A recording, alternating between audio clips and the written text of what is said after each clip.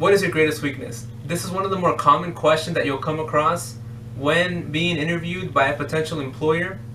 And so a lot of people really do struggle in answering this question, and especially if they've never heard this question before, or if they've never really heard a good answer to this question. So today we're going to be going over what are some of the things to avoid, what does this question even mean, and we're also going to review a few good answers that I've heard and that I would give personally myself. So let's get started. So some of the things that you want to avoid, you want to stay away from saying, I'm my biggest critic, I'm a workaholic, I'm a perfectionist. These are answers that have been given 1,000 times. The person interviewing you has heard them 1,000 times. You're not doing yourself any favors by saying any of these cliches. Really just avoid them. You're not adding value to your interview at all, so avoid them. Throw them out the window. Out they go. Forget about them. They don't exist. What does your greatest weakness even mean? What is the person asking you? What are they really looking for?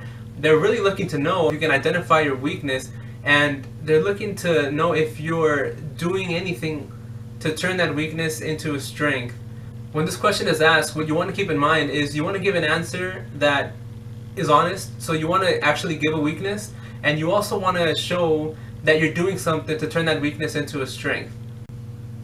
When I'm asked this question, I can genuinely say that when I'm nervous or when I'm overly excited, I speak way too fast for my own good, and sometimes I can't really get the message across clearly because I'm speaking too fast, and I recognize that. And so what I'm doing to improve on that is when I have meetings, I make a conscious effort to speak out.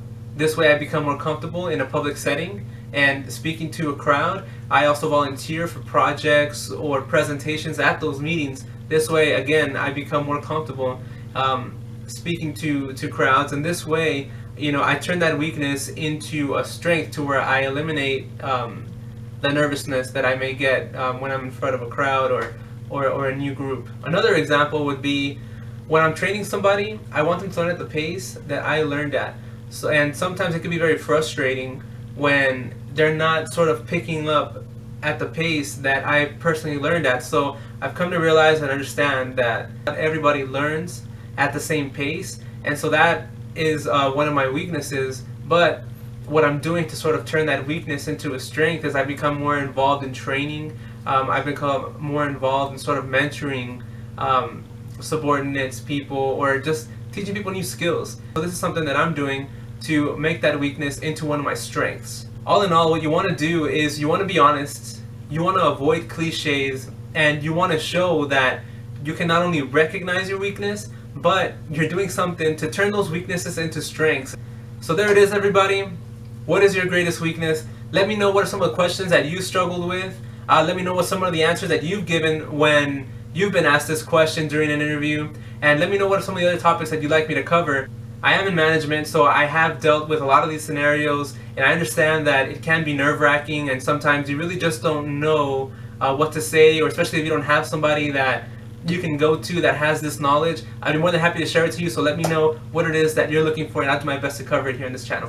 Have a great one.